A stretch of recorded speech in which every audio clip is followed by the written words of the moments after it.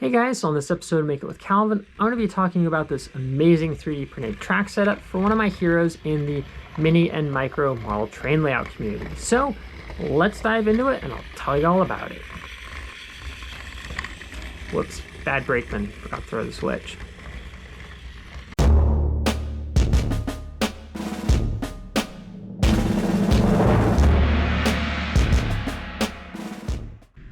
So, in short, Ian Holmes, who runs an amazing Facebook page and website dedicated to mini and micro train layouts, both theoretical and ones that he has built, highly recommend that you go and check him out. He reached out to me and said, "Hey Calvin, I know you do a lot of 3D printing. We're both USA based. Would you be down to 3D print some track for me that Chris over at Local Remote designed for my train layout idea?" And I said, "Sure."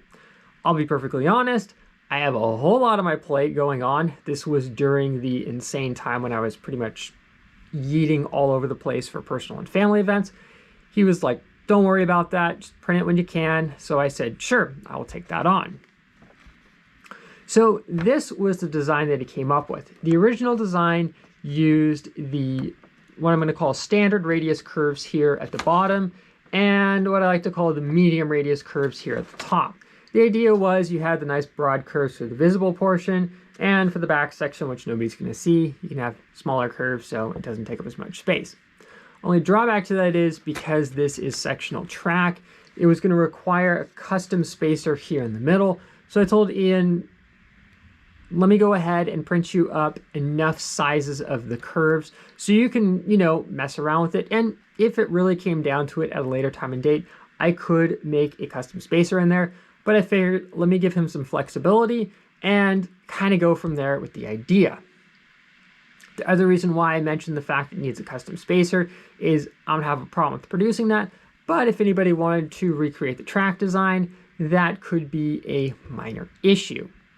So because the licensing for the track is a non-commercial license, and I definitely want to respect that, Chris has been very nice to me over at Local Remote with tips, advice, being more than willing to ship me locomotives to the United States, which is not cheap. I definitely want to respect that, and I would hope people would do the same for licenses that I hold, as well as other stuff. I told Ian, you buy me the roll of filament, I'll take care of the rest for you. So he went ahead and ordered me up a roll of Geetech gray PLA, got that sent over to me, and I got busy printing the track work. Now the track that he requested is what's called Hudson track. This is different than the standard Local Remote track, which is way simpler to print, but is not as realistic, so it's a little bit of a compromise.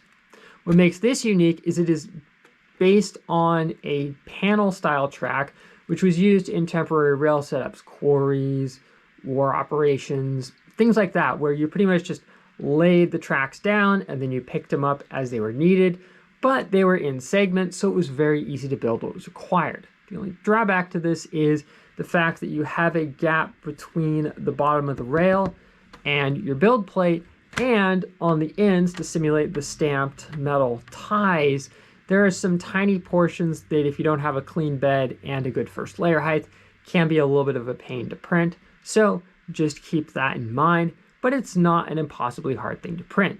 Also, Chris over at Local Remote went ahead and created 3 different sizes of the snap connectors, so you can print and find what works best for you. I personally just print with the loosest one. It's the easiest, but do what works best for you. So that is what this project is. Now, as for me, I need to get this all put into a box, minus my locomotive and figures, and get this sent off to Ian because he has had the patience of an absolute saint when it comes to this project, and I really want to see what the guy ends up doing with this. So I hope you guys enjoyed this video. If you are curious at all about the micro and mini layouts that Ian Holmes has to offer, or Local Remote, which offers this amazing 3D printed track, and sometimes Chris runs locomotives for sale over there, I will have a link to those down in the description below. I highly recommend you go and check them out. And as for me, it's kind of inspired me to do a project. So see you guys in the next one.